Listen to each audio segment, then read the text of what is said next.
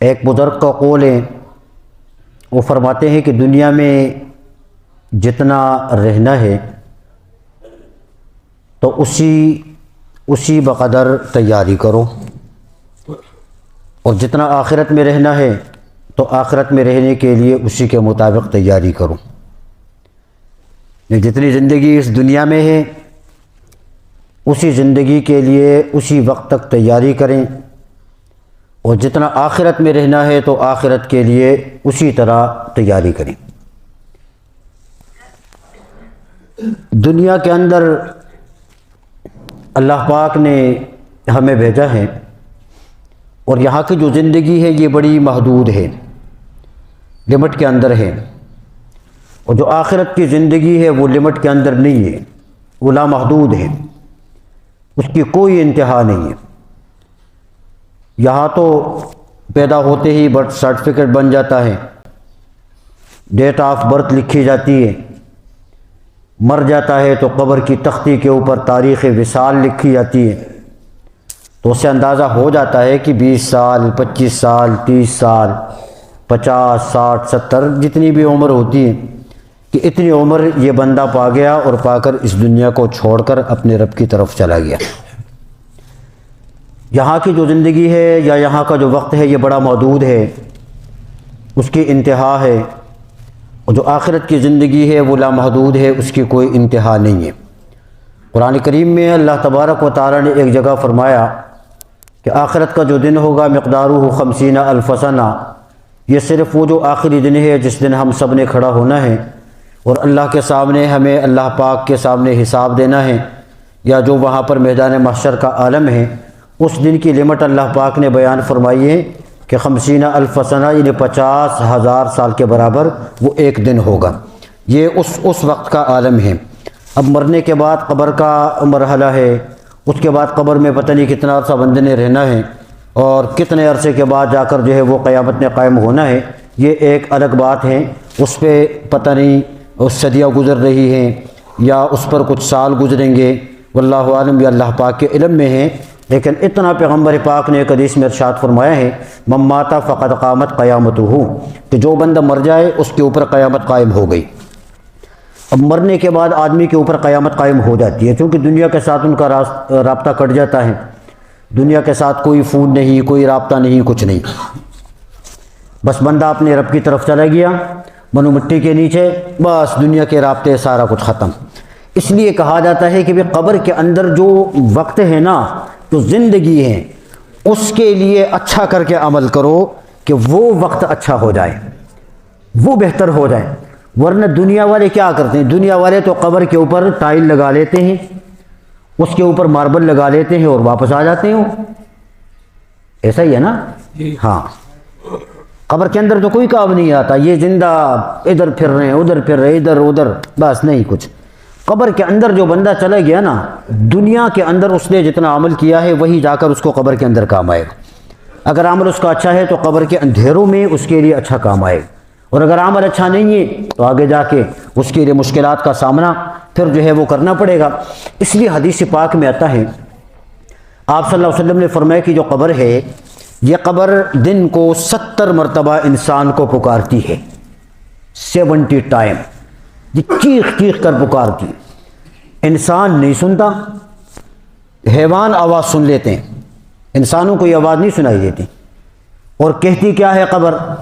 قبر کہتی ہے انا بیت الوحدہ، میں تنہائیوں کا گھر ہوں، انا بیت الظلمات، میں اندھیروں کا گھر ہوں، انا بیت الحیۃ والعقارب، میں سانپ اور بچھوؤں کا گھر ہوں۔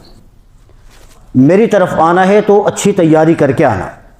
آج جائیں نا ذرا ہم یہ خاموش کالونی کی طرف، خاموش کالونی سے مراد میری قبرستان ہے، وہاں جا کر ہم ذرا دیکھیں، بڑی بڑی قبریں نظر آئیں گی آپ کو، اس پہ بڑے بڑے لمبے چوڑے تختے لکھے ہوئے نظر آئیں گے، کتبے، یہ فلاں صاحب، حاجی صاحب، جج صاحب، جنرل صاحب، وزیر اعظم صاحب، صدر صاحب، پتہ نہیں کتنے کتنے عہدے لکھے ہوتے ہیں۔ دنیا کے اندر دیکھیں، ایک آدمی جتنا ذمہ دار ہوتا ہے نا، صدر لے لیں، وزیر اعظم یا کوئی بھی، وہ اس کی جو نقل و حرکت ہوتی ہے نا وہ سیکورٹی کے اندر ہوتی ہے، سیکورٹی کے بغیر وہ قدم نہیں رکھتا. خطرہ ہے.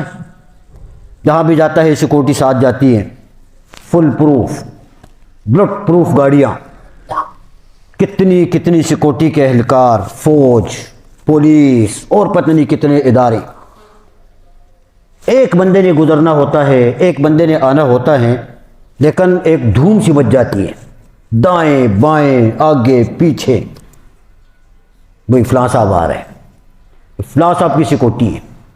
اس کے گھر کو دیکھیں آپ، باہر بندے کھڑے ہوں گے، اس کے گارڈز کھڑے ہوں گے. وہ جس دفتر میں بیٹھتا ہے اس پہ سیکورٹی کھڑی ہوتی ہے. مطلب یہ ہے کہ وہ فل پروف سیکورٹی کے اندر ہوتا ہے. لیکن یہ کب تک ہے؟ یہ جب تک ہے جب تک کہ یہ بندہ اپنے عہدے پر ہے، یا سمجھ لے کہ جب تک کہ زندہ ہے. اب مرنے کے بعد یہ قبرستان شفٹ ہو گیا، اس کے اوپر منوں کے حساب سے مٹی آ گئی، دنیا والوں نے ٹائل لگا دیے، اوپر بڑا تختہ لگا دیا، کسی نے قبر کے اوپر جنگلہ لگا دیا، کسی نے اور زیادہ محبت دکھائی تو اس کا مزار بنا دیا. ایسا ہی ہوتا ہے نا؟ ہاں. لیکن جا کر ذرا اسی قبر کے سرہانے کھڑے ہو کے پوچھے کہ صدر صاحب، وزیر اعظم صاحب، ایکس وائی زیڈ کوئی بھی، کہ آپ کا تو معمول تھا کہ جب بھی آپ آتے جاتے تھے سیکورٹی بڑی ہوا کرتی تھی، گارڈز بڑے ہوتے تھے، اور پتہ نہیں کتنے کتنے انتظامات ہوتے تھے.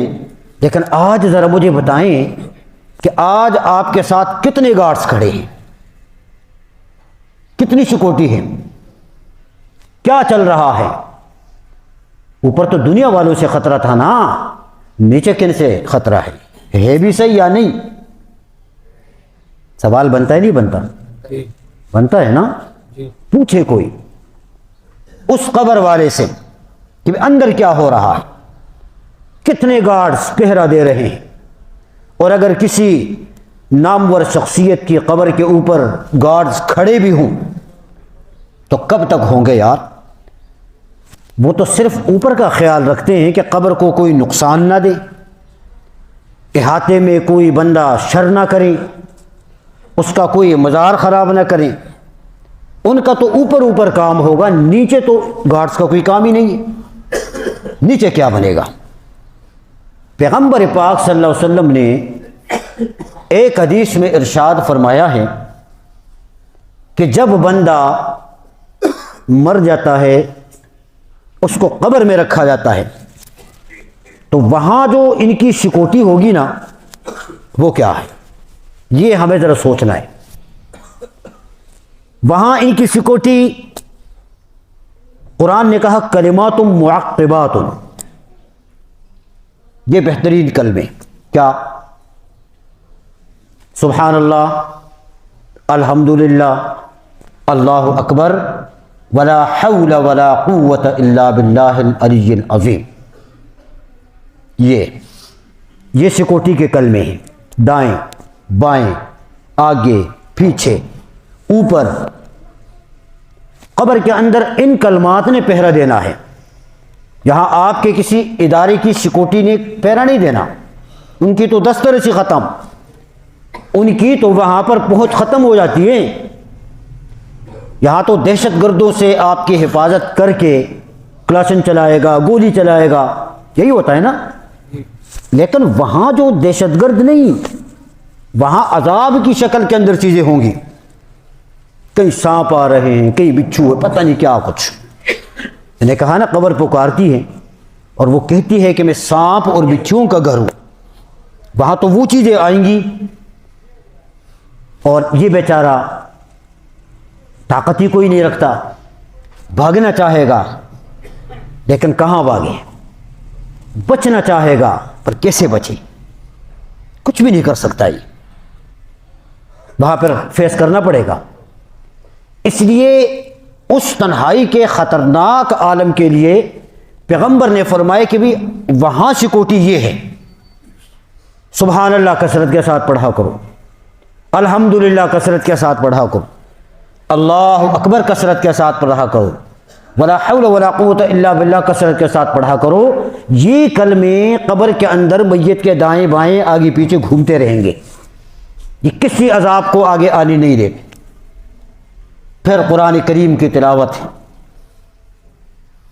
پھر روزہ ہے، پھر صدقہ ہے۔ یہ ایک الگ ایک سیکورٹی ہے۔ جب عذاب قریب آتا ہے نماز کھڑی ہو جائے گی، روزہ کھڑا ہو جائے گا، قرآن کی تلاوت کھڑی ہو جائے گی، خبردار آگے نہیں آنا، وہ عذاب پیچھے چلا جاتا ہے۔ اس لیے فرمائے کہ جتنا آخرت میں رہنا ہے اسی کے بقدر دنیا میں رہتے ہوئے تیاری کرنی چاہیے۔ اب بتا دیا میں نے آخرت میں ہم نے کتنا رہنا ہے، یہ پورا سسٹم ہے، اس کو دیکھنا پڑے گا۔ دنیا کی جو زندگی ہے یہ بڑی فانی ہے، کب؟ اور اوسط جو عمر پیغمبر پاک صلی اللہ علیہ وسلم نے بیان فرمائی ہے، فرمایا کہ اعمار امتی 60 الی 70، کہ میری امت کی اوسط جو عمر ہے وہ 60 سے لے کر 70 سال کے درمیان ہے۔ 60 سے 70 کے درمیان اوسط عمر ہے۔ آگے اگر کوئی چلا جائے تو اللہ کی طرف سے نعمت ہے، لیکن عمومی طور پر عمر یہی ہوتی ہے 60-70۔ اس کے بعد جا کر خاتمہ ہو جاتا ہے۔ تو دنیا کے اندر رہتے ہوئے جب اللہ پاک نے زندگی عطا فرمائی ہے، یہ ہم ایک پروسیس سے گزر رہے ہیں، اور یہ امتحان کی تیاری سے ہم گزر رہے ہیں، تیاری سے۔ جس طریقے سے اسکول میں بچے پڑھتے ہیں، پورا سال وہ تیاری کرتے ہیں، آگے جا کے 2 پیپر ہوتے ہیں، پیپر اے اور پیپر بی، دونوں کے اندر جب بچہ کامیاب ہو جاتا ہے تو پھر اگلی کلاس میں جا کے وہ چلا جاتا ہے۔ تو اسی طرح بالکل سیم ہمارا یہی سسٹم ہے کہ دنیا کے اندر رہتے ہوئے ہم اس تیاری کے مرحلے میں ہیں، تیاری کرنی ہے ہمیں، اور جب ہم مر کر قبر میں چلے جائیں گے تو قبر میں جا کے پیپر اے ان کو دینا ہوتا ہے، اس کے جوابات دینے ہوتے ہیں۔ اور وہاں پیپر اے کیا ہے؟ اس میں 3 سوالات ہوں گے۔ پیغمبر پاک صلی اللہ علیہ وسلم نے فرمایا کہ 3 سوالات میت سے قبر کے اندر کیے جائیں گے۔ ان میں سے پہلا سوال یہ ہوگا کہ من ربو کا، تیرا رب کون ہے؟ دوسرا ما دینو کا، تیرا دین کون سا؟ اور تیسرا سوال یہ ہوگا کہ من نبیو کا، تیرا نبی کون ہے؟ اب اگر اس نے دنیا کے اندر رہتے ہوئے تیاری اس کی ہوگی تو وہاں جا کر یہ فر جواب دے دے گا۔ جب پوچھا جائے گا کہ من ربو کا، یہ کہے گا ربی اللہ۔ جب پوچھا جائے گا کہ من نبیو کا، یہ کہے گا نبینا محمد صلی اللہ علیہ وسلم۔ جب پوچھا جائے گا کہ ما دینو کا، یہ کہے گا دیننا الاسلام۔ اب جب یہ پہلی سیڑھی کے اوپر یہ کامیاب ہو گیا، پیغمبر پاک صلی اللہ علیہ وسلم نے فرمایا کہ یہ جو قبر ہے یہ آخرت کی منزلوں میں پہلی منزل ہے۔ جو بندہ اس منزل میں کامیاب ہو گیا، آخرت کی ساری منزلوں کے اندر جا کر یہ کامیاب ہو جائے گا۔ تو اب 3 سوالات ہوئے۔ پیپر اے، اس میں یہ بندہ کامیاب ہوا، اور پیپر بی یہ اس وقت ہوگا جب وہ میدان محشر میں کھڑے ہوں گے۔ اس میں 5 سوالات ہوں گے۔ جیسے پہلا سوال یہ ہوگا کہ بھئی زندگی کیسی گزاری، دوسرا جوانی کہاں گزاری، تیسرا مال کیسے کمایا، چوتھا مال کہاں خرچ کیا، پانچواں اپنے علم پر کتنا عمل کیا۔ یہ 5 سوالات۔ اب جب پہلے مرحلے کے اندر بھی کامیاب اور دوسرے مرحلے کے اندر بھی کامیاب تو آگے کی ٹکٹ بالکل اوکے، سیدھا منزل جنت ہے۔ دعا کرو اللہ ہم سب کو جنت نصیب فرمائے۔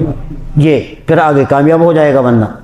پیغمبر پاک صلی اللہ علیہ وسلم نے فرمایا کہ جب آدمی مر جاتا ہے قبر کے اندر اس کو رکھا جاتا ہے تو اب یہ ہے کہ آگے کی جو منزل ہے اس کی جو کیفیت بیان فرمائی ہے کہ 2 باتیں ہیں، یا تو یہ آدمی نیک ہوگا یا یہ آدمی بد ہوگا، یعنی یا تو اس کی مغفرت ہونے والی ہوگی یا اس کی مغفرت نہیں ہونے والی۔ تو اب اگر یہ بندہ بدکار ہے، اس کا عمل ٹھیک نہیں ہے، تو سب سے پہلے دائیں طرف سے ایک کھڑکی جو ہے یہ کھل جاتی ہے، دائیں طرف سے۔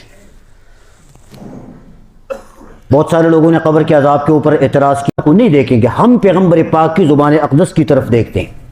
جو بات پیغمبر نے اپنی زبان سے ارشاد فرمائی ہے، آمنا صدقنا، ہم اپنی آنکھیں بند کر کے ہم اس پر عمل کریں. اور پیغمبر نے فرمایا ہے کہ قبر کا عذاب حق ہے، یہ ملے گا. جدت پسندوں کی نئی جو باتیں ہیں یا نیا جو ذہن ہے کہ کیا بنے گا کیا نہیں بنے گا، وہ ایک الگ بات ہے اور ایک الگ بات ہے، لیکن عذاب قبر برحق ہے. اللہ ہم سب کو محفوظ فرمائے. ہمارے جتنے فوت ہوئے ہیں اللہ پاک ان کو بھی محفوظ فرما دے. تو اگر یہ آدمی بدکار ہیں تو سیدھی طرف سے ایک کھڑکی جو ہے وہ کھل جاتی ہے، اور جب وہ کھڑکی کھلتی ہے تو وہاں سے ٹھنڈی ہوائیں، وہاں سے خوشبو، وہاں سے ایک اچھی خوشخبری سمجھ لیں، یہ ساری چیزیں ان کی طرف آ جاتی ہے تو ان کی طبیعت خوش ہو جاتی ہے، خوش ہو جاتا ہے یہ بندہ جب دیکھتا ہے. اس کے بعد وہ بند ہو جاتی ہے اور الٹی طرف سے کھڑکی جو ہے یہ کھل جاتی ہے. اور جب الٹی طرف سے کھڑکی کھل جاتی ہے نا، وہاں پھر جہنم کی گرم ہوائیں ان کی طرف آ جاتی ہیں، جل جاتا ہے یہ. اور پھر ان سے کہا جاتا ہے کہ سیدھی طرف سے جو کھڑکی تھی یہ جنت کی نعمتیں اور الٹی طرف سے یہ جہنم ہے. اگر تو نے اچھا عمل کیا ہوتا تو تیرا ٹھکانہ وہ سیدھی طرف والی جگہ، لیکن تو وہ نہ کر سکا، بد عمل ہے، اس لیے اب مستقل تیری منزل الٹی طرف ہے، جہنم کی طرف. اور قبر کہتی کیا ہے جب اس کو رکھا جاتا ہے؟ قبر کہتی ہے اگر یہ آدمی بدکار ہو تو قبر کہتی ہے کہ میری پشت پر جتنے لوگ چلتے رہے، سارے لوگوں میں سب سے زیادہ مجھے برا تو ہی لگ رہا تھا، اور آج تو میرے پاس آیا ہے تو آج میرا سلوک تو دیکھے گا. اس کے بعد حدیث پاک میں آتا ہے کہ یہ قبر کی جو دیواریں ہیں یہ ایسی مل جاتی ہے، ایسی اس بندے کو بیچ میں رکھ کر نا ایسی مل جاتی ہے، اور اس کی جو پسلیاں ہیں وہ آر پار چلی جاتی ہیں ایسی، اس طرح. اور جو بندہ نیک ہوتا ہے الٹی طرف سے کھڑکی آ جاتی ہے، ہلکا سا جھونکا اس کی طرف عذاب کا، گرمی کا پہنچ جاتا ہے، اور اس کے بعد فوراً بند ہو جاتا ہے. اس کے بعد سیدھی طرف سے کھڑکی کھل جاتی ہے اور وہاں سے جنت کی مستقل ان کو خوشبوئیں اور نعمتیں ان کو شروع ہو جاتی ہیں. اور ان سے یہی کہا جاتا ہے کہ جتنے لوگ میری پشت پر چلتے رہیں، سارے لوگوں میں سب سے زیادہ محبوب مجھے تو ہی لگ رہا تھا، اور آج تو میرے پاس آیا ہے تو میرا سلوک تو دیکھ لے گا. حدیث پاک میں آتا ہے کہ یہ جب دیکھتا ہے نا تا حد نگاہ یہ قبر کھل جاتی ہے ہر طرف، یہ قبر ہر طرف کھل جاتی ہے. یہ اتنا گھڑا بھی نہیں ہے جتنا ہمیں نظر آ رہا ہے، چھوٹا سا. حدیث میں آتا ہے یہ قبر کھل جاتی ہے. اب وہ کیسا سسٹم ہوتا ہے کیسا نہیں ہوتا وہ اللہ کے علم میں ہے، کیونکہ نیچے کا عالم یا نیچے کا منظر وہ اوپر والے ہم اس کو محسوس نہیں کر سکتے، ہمارے ذہن کے اندر بھی نہیں آ سکتا وہ کیا ہوگا کیا نہیں ہوگا. لیکن پیغمبر پاک صلی اللہ علیہ وسلم نے فرمایا کہ قبر جو ہے یہ تحد نگاہ اس کے لیے کھل جاتی ہے، پھر تو مزے ہی مزے ہیں. ان مشکل حالات کے لیے اللہ پاک نے یہ جو وقت ہے نا دنیا میں رہنے کا، یہ اللہ نے ہمیں دیا ہے کہ ہم اس سخت وقت میں جانے سے پہلے اس کے لیے ہم تیاری کریں. ہر بندہ اس کے لیے ہم تیار رہیں. آج کل اللہ معاف فرمائے ہماری حالت یہ ہے، مرد ہوں، عورتیں ہوں، چھوٹا ہو بڑا ہو، سب کی یہی کوششیں ہیں، سب اسی طرح لگے ہوئے ہیں کہ بھی کسی طرح دنیا کو ہم کمائیں، گاڑی ہماری اچھی ہو، بزنس اچھی ہو، اور گھر اچھا ہو، بینک بیلنس ہو ہمارے پاس، یہ سارا سب کی یہی کوشش ہوتی ہے. مرد ہیں وہ بھی لگے ہوئے ہیں، عورتیں ہیں وہ بھی لگی ہوئی ہیں، اور ہر بندہ یہی کہتا ہے کہ میرے مرنے کے بعد بنے گا کیا، میرے بچوں کا کیا بنے گا. مرد ہے وہ بھی یہی کہتا ہے کہ میرے مرنے کے بعد میرے بچوں کا کیا بنے گا. عورت ہے وہ بھی یہی کہہ رہی ہے کہ میرے مرنے کے بعد میرے بچوں کا کیا بنے گا. یہ کوئی نہیں سوچتا کہ میرے مرنے کے بعد میرے بچوں کے مرنے کے بعد ان کا کیا بنے گا، یہ کوئی نہیں سوچتا. اور میں ایک عجیب حقیقت آپ سے عرض کروں کہ بھئی یہ ہم جتنے بھی ہیں نا، آدمی کے لیے کوئی نہیں روتا، کوئی نہیں روتا، سب اپنے لیے روتے ہیں. اور ایک واقعہ کہ ایک نوجوان تھا بڑا اچھا اللہ والا، جب مرنے کا وقت قریب آیا تو گھر والے سارے بیٹھے ہوئے تھے، رو رہے تھے. اس نے سب کی طرف دیکھا، سب سے پہلے اس نے باپ کی طرف دیکھا اور اسے پوچھا کہ ابو آپ کیوں رو رہے ہیں؟ تو باپ نے جواب دیا کہ بیٹا میرا جوان بیٹا فوت ہو رہا ہے اور آگے جا کے اس نے میری زندگی کا سہارا بننا تھا، میں تو بے سہارا ہو گیا، میں اس لیے رو رہا ہوں۔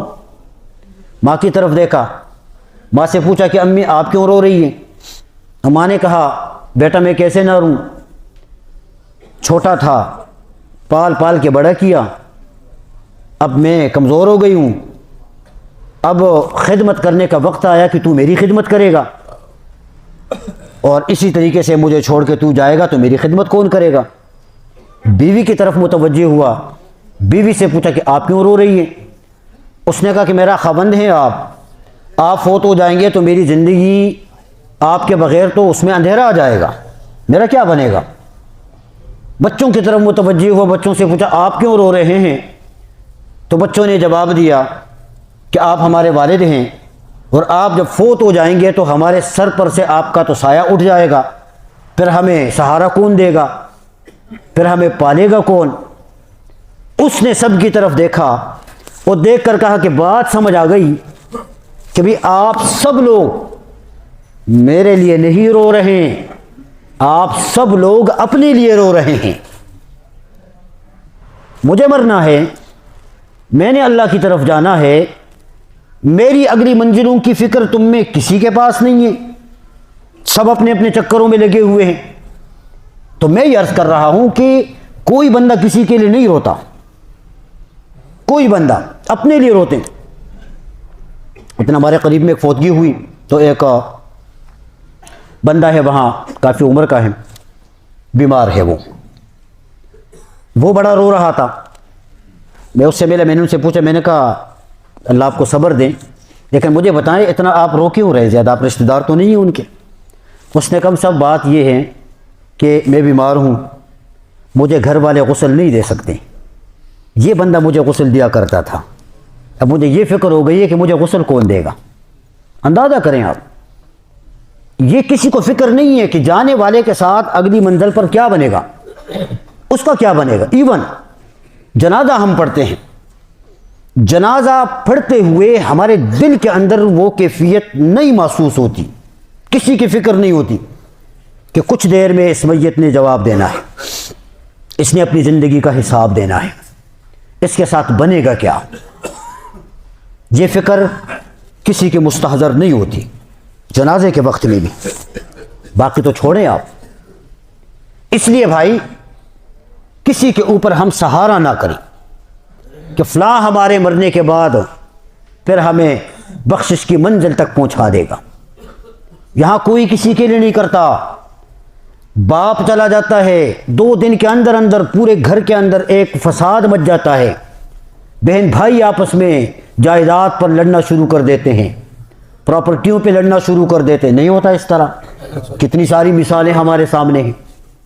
تو وہ قرآن کیا پڑھ کے آپ کو بخشش ایصال ثواب کرے، وہ دعا کر کے کیا ایصال ثواب کرے، اس کو تو اپنی فکر لگی ہوئی ہے۔ اس لیے حدیث پاک میں آتا ہے کہ جب آدمی مرتا ہے تو قبر کہتی ہے کہ بھائی تم کیا لے کر آ رہے ہو، اور رشتہ دار کہتے ہیں کہ تم کیا چھوڑ کر جا رہے ہو۔ جی یہ کیفیت ہے۔ تو اس لیے یہ جو ہمیں اللہ پاک نے وقت دیا ہے یہ بڑا مختصر وقت ہے، بڑا کم وقت ہے، اس کم وقت کے اندر مجھے بھی اپنی تیاری کرنی ہے اور آپ کو بھی اپنی تیاری کرنی ہے۔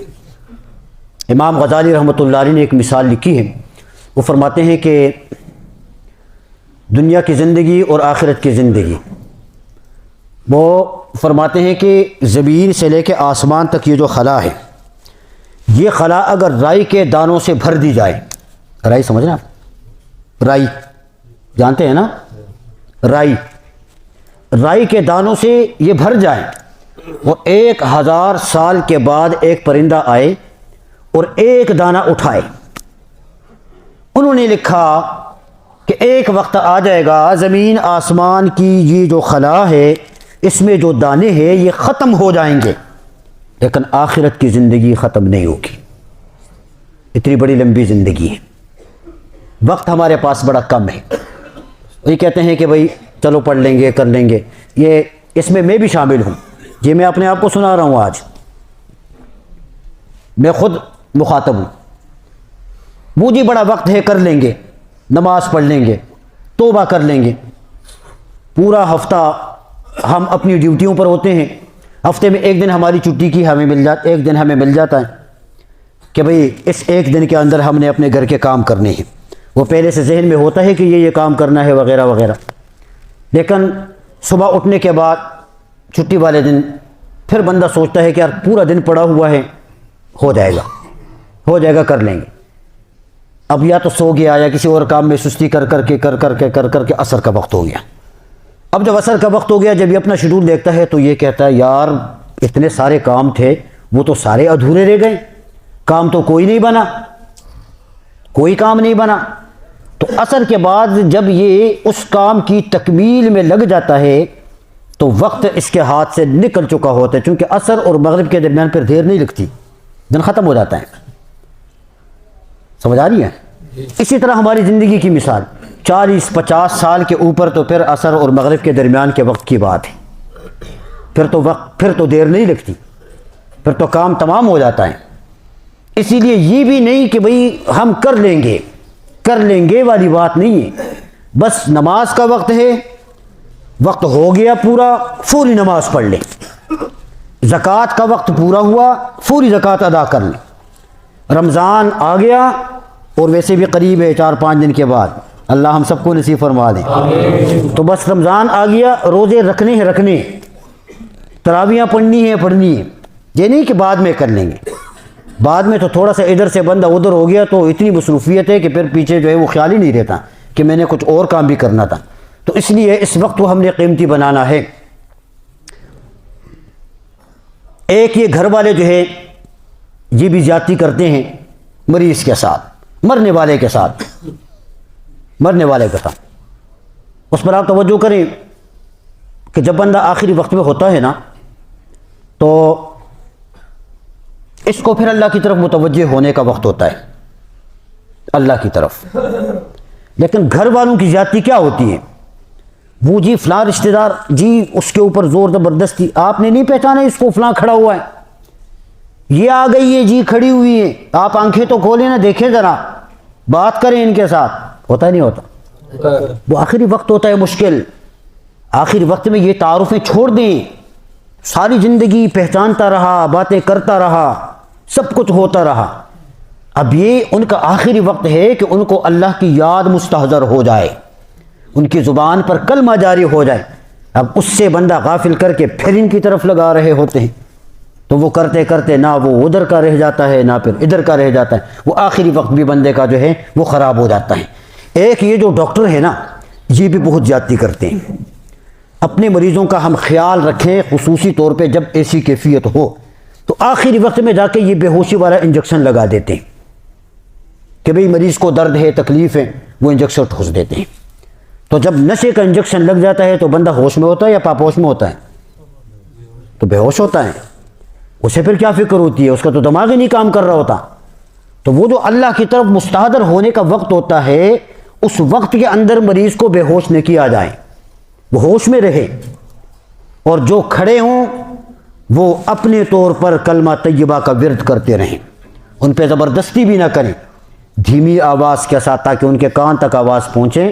اگر اللہ پاک ان کو توفیق دے تو ان کا اگلا جہان ٹھیک ہو جاتا ہے۔ یہ ملتان کا ایک ڈاکٹر تھا، ڈاکٹر انور، اس نے موت پر ایک کتاب بھی لکھی ہے، اس میں انہوں نے لکھا ہے کہ میں نے 35 سال ایمرجنسی وارڈ میں کام کیا۔